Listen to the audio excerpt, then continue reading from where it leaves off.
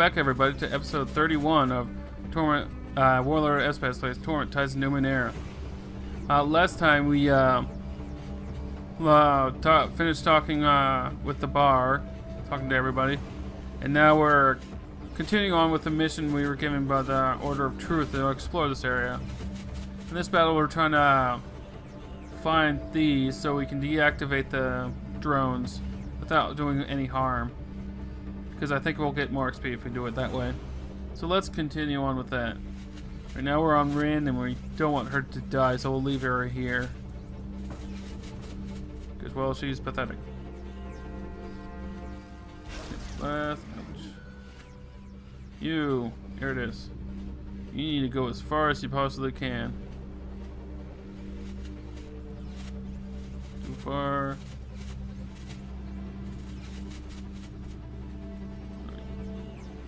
Where this one goes.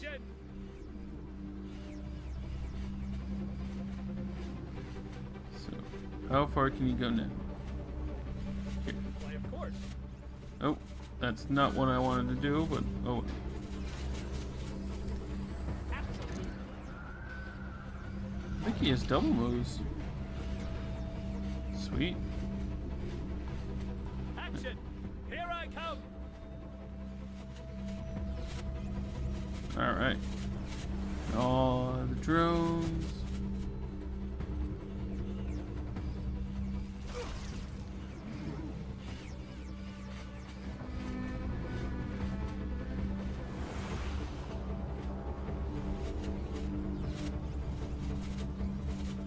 Ballista.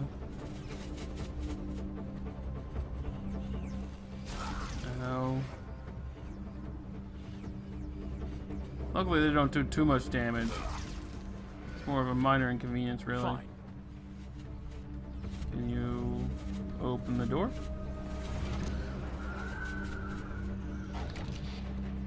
Not in there. All right. So I need you to open this one now. It's most likely the last area. Yep. Right, and I believe the next one is in here. Yeah. Alright, next turn we'll be able to turn these off.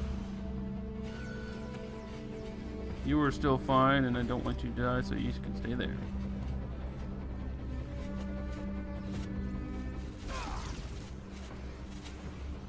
I'll have to leave Iridus here because he actually doesn't have the intelligence left to do anything, and I don't want him to damage anything. So Iridus, you can stay there. Apparently you don't want to. Fine. Walk over there. Walk over here. While you running around, doing minor damage. I probably should close the door. Oh well. Last Q. So I should be easily able. I think Lista might have the skill to do it too. She definitely has the intelligence to do it. No, I don't think any of us are gonna die this turn, so.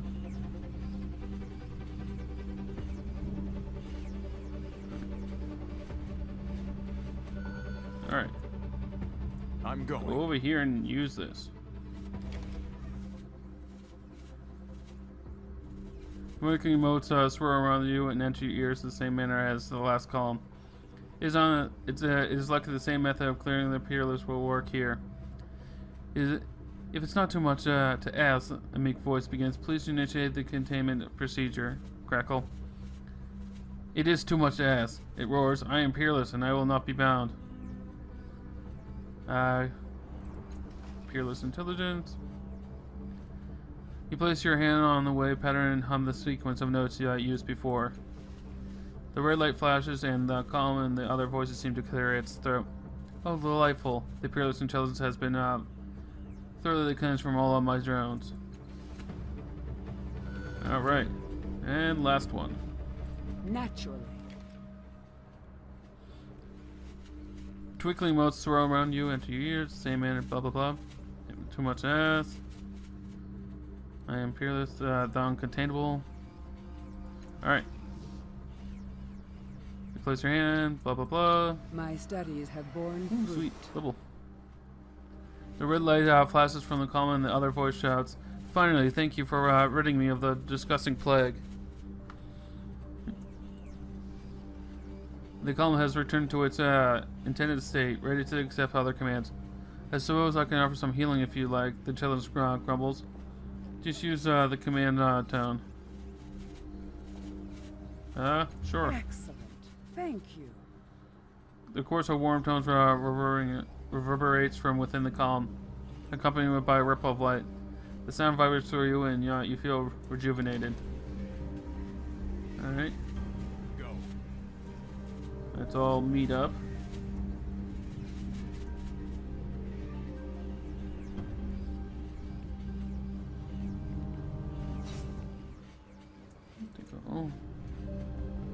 Alright. Can I get more healing for my whole team?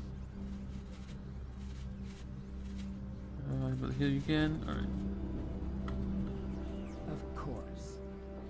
Let's go ahead and do a cursory look around. See some of that fat loot. Healing and shins, always good. In this world, then. More looting. Woot woot. Ooh, orb. Oddity. This tiny stone ball appears completely ordinary. No amount. Huh. There's check it out just to make sure. Stone appears completely ordinary. No amount of close inspection reveals anything that stands out, nor any signs that this is anything more than it appears. Yet at any sign of mirth near the antagonist, the stone ball will start howling at ever increasing intensity until it completely drowns out the laughter. Awesome? It's just a pissy stone. It's actually pretty hilarious. Alright. Loot this one. Sweet. Trust and honesty are our bonds. So if I have... Oh, that's much better. Just like that. Sweet. All healed up. Yes. Alright. Now... let's go to the room full of bodies. Oh, did I just... Fine. Don't close the door. All right, Ren, you can do this. You can do it. Also to remember Yes. to do some leveling. Get close to leveled. Alright. Just random dead bodies. Nothing more. Yep. And All this. right. Loops of wire and cables connect the drone to the surrounding machinery. It's a good bet that this particular construct is the source of the problems in the anarchic lazaret. Coming closer to Fleshwalker, I'm Peerless the Eternal, Peerless the Mighty, Peerless the Wise. I don't want to smash or disable it. Your field generators appear to be broken. How do you get down here? That is the problem with the Fleshwalkers, the contrast sneers. You're obsessed with the base mechanics. I am Peerless and I transcend limits of this broken body. For over a century I slept beneath slabs of rusting metal on the roof of fallen worlds. Contemplate my eternal might. The construct says. Then not long ago I was discovered awakened. A note of bitterness colors the construct's voice. Those repellent feathered creatures you've surely seen their bodies by now. Were responsible. They had their filthy clothes on me, but I repressed the urge to obliterate them, for I had a plan. I sensed the sleeping machinery inside the structure, and now I knew it had been reopened, so I influenced the creature with my immeasurable charm and promised them treasure if they carried me inside.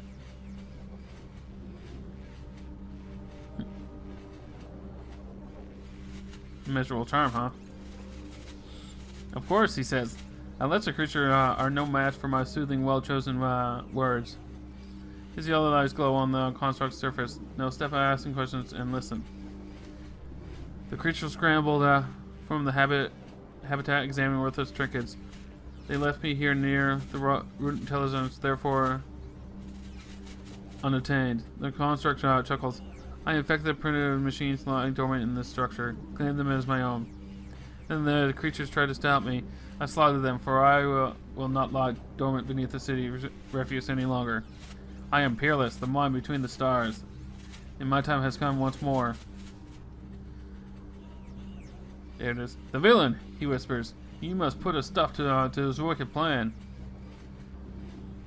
I met another drone who claimed to be peerless. Of course it did, the contract says. They all do, but they are mere copies, mirrors of the mirrors that reflect my radiance. The other drones thought they were peerless too. Are you sure you're not just another delusional copy? Ridiculous. An insulting question, the contract snarls. I remember the drone, Dawn of Stars, the forging of worlds. I am peerless, the eternal. I'm very sure you're just another copy of the peerless My brand. studies have borne fruit. Ridiculous, the drone says, but this no longer sounds so sure. I don't want to smash it, so disable the damage drone? Yeah, 100%. Go for it. I'll remember that. No, the intelligence shouts as you grab a hold of it like a cable. Take pull the cable free and the lights gleam on the constant surface go dark. All right. Happy to help. Wonder if I should have kept that for her to study. Oh well. Anything else I should loot? Yep, over here. Naturally. Looting. I like looting. I'm ready. Loot it. How do they? Alright, let's see what this one does. It's a busy one. Brightly colored aquatic creature has a short loop of plastic material running through one of its 7 legs.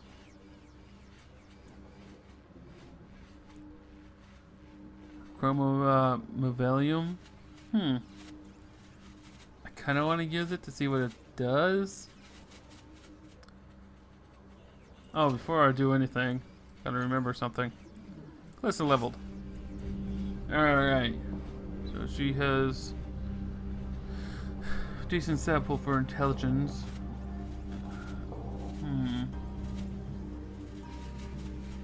More mystical is pretty high. Increase the edge so it takes her less effort to do things. Or just allow her to do more.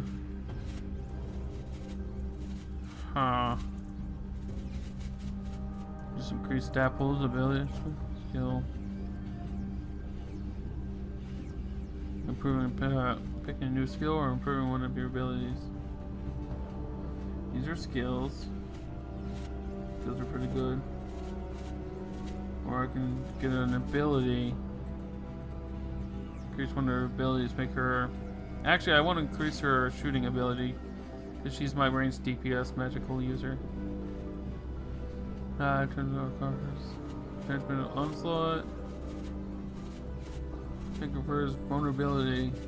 Makes him weaker to damage. She is my magic user. I haven't really fought anything with too good armor rate yet, but I probably will eventually.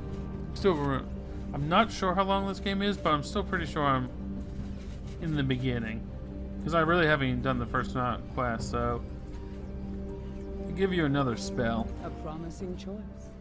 Yes, you are my spell user, so you'll have multiple spell capabilities. Here's some more looting.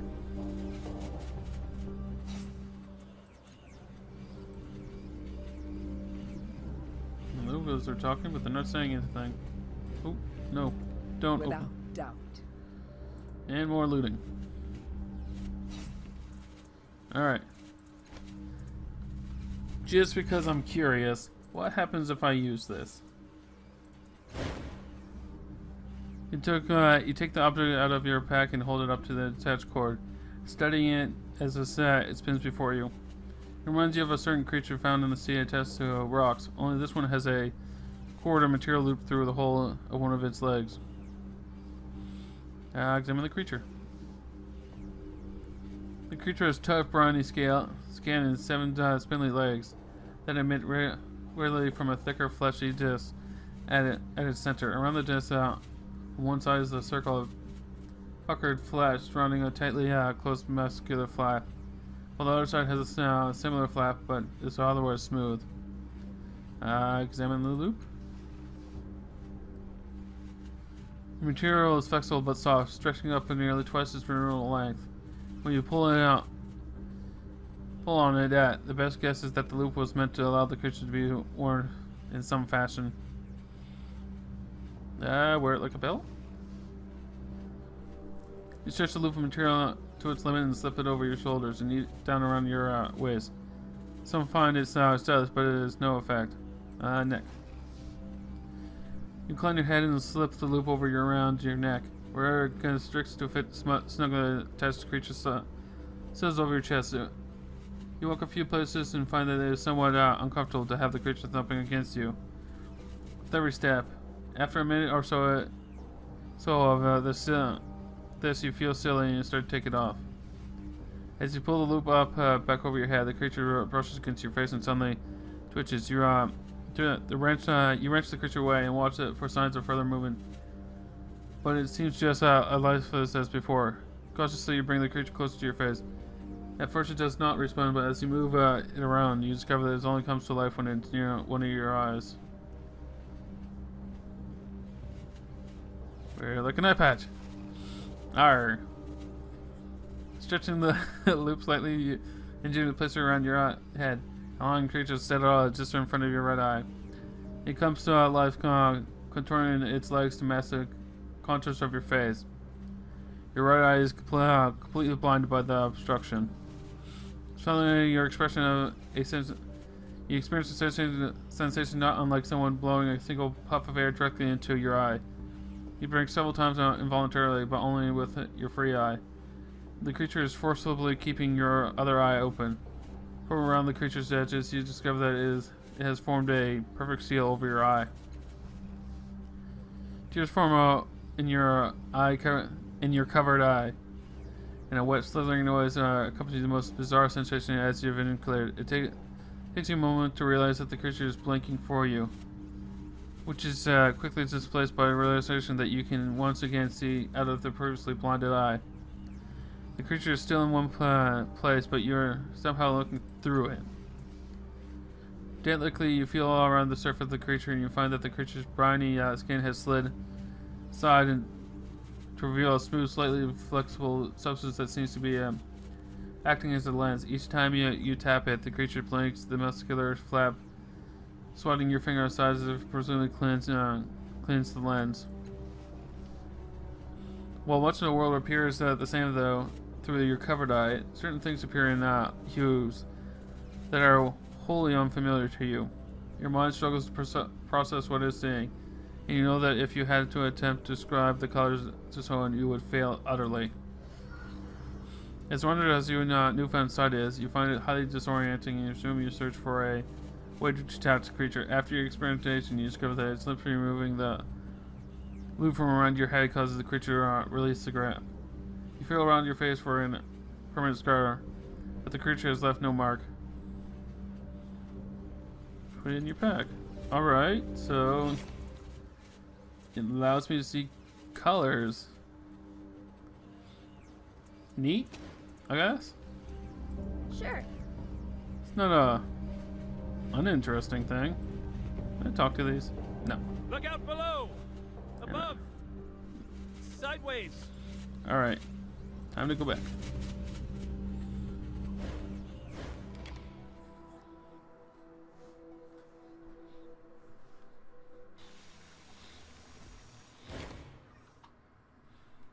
We're still here, hand clenched to his wound. Well, you made it back. I expect more drones were no match for you.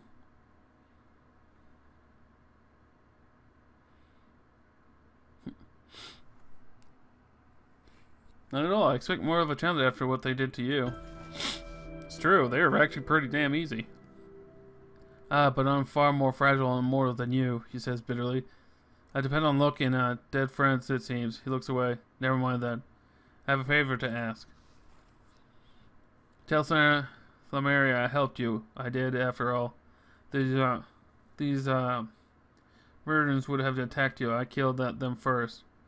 We have destroyed a few of their drones before we fled. He meets your eyes again. She wants to dismiss me. Help me change her mind. And I'll tell you something I know about the Order of Truth. You seem awfully concerned about Samari's opinion. A good employee is hard to find these days, he says, starring in the air above your head. None as clever and beautiful as she is, anyway. I saw the way you looked at her and me. When you learned she knew me. You love her, don't you? His eyes wider than his mouth forms. Fine, he says, I love her. There, I've said it. And I don't want to leave her side, even if she doesn't feel the same way. Oh, Cora, she sighs. She is utterly beyond your reach, my dear. Of course she is, Cora says sharply. That doesn't change a thing.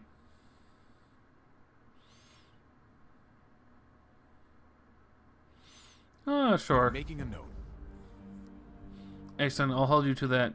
Now the secret, as promised, he winces his hand moving to his side. Lun Aring, he says. The boy is the spy for the Memvoir. I'm not sure why. He loves the Order well enough. I was going to blackmail him, but he grins. Priorities changed, I suppose. Let's see you back in the Order. Falling Star. Alright, now we know who the spy is. That's useful to know. At last. Alright. So let's leave this place.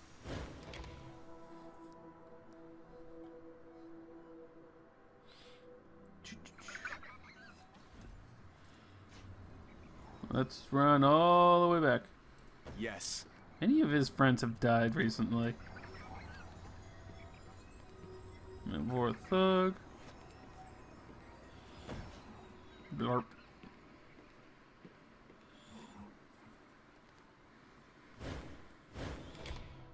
Alright.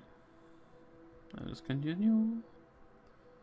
Wonder if anyone else level. I didn't check that. I should check that.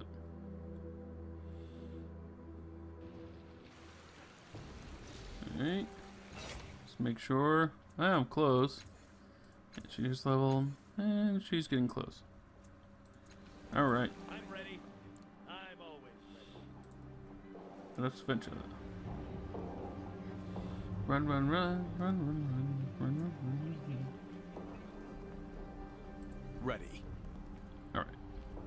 Eratus, Eratus, Eratus. Oh.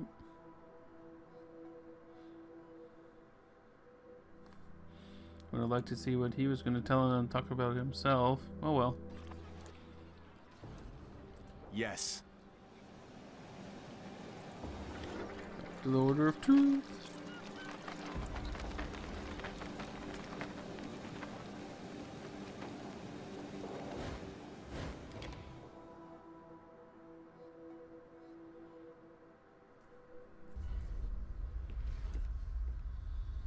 Sure. Alright. Telemaria. I'm ready to learn something new. Ooh, sweet level. Ah, there you are, she says, beaming, and holds her out a smooth palm. The eye of the luck, please. Hand it over, and she returns to her workstation. Then she gracefully inclines her head in Cora's direction. Was he of any use to you? Cora gives you plenty of use. Yeah, he was. He did kill those guys, and that's useful. Very well, she sighs. Cora, you can stay. Do try to limit your failures in the future to matters I care less about. Cora exhales all at once, and you know it's in your direction. With that out of the way, she sighs. Here is a reward for your considerable efforts. Thank you. Ring of Dangolin. Gain 2. And 80 shins. Sweet. I'm getting fat loots now.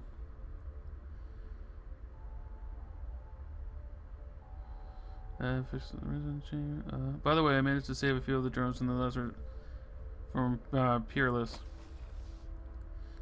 She nearly jumps. Lower your voice, she whispers. Astonishing, your predecessor couldn't have done that better. Bested you a heavy bag from the workstation. A small bonus to keep what you've learned in that there yourself until my book is finished.